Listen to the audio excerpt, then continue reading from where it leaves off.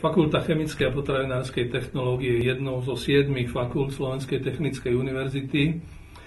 Za viac ako 70 rokov vychovala vyše 16 000 absolventov prakticky vo všetkých oblastiach chemického a potravinárskeho priemyslu.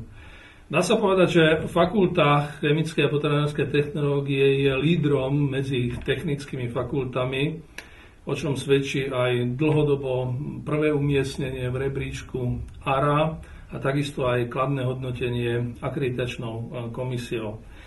Dá sa povedať, že fakulta pokrýva prakticky kompletne celé spektrum chemického a potravinárskeho priemyslu. Máme u nás 9 ústavov, ktoré zabezpečujú základný, ale aj aplikovaný výskum v oblasti chémie, chemickej technológie a potravinárstva.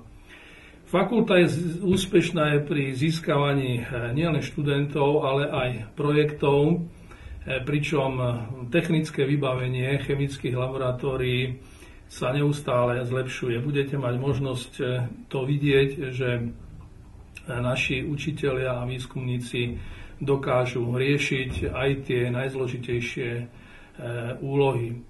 Sme zapojení do medzinárodných projektov, sme úspešní pri získavaní medzinárodných, ale aj domácich grantov.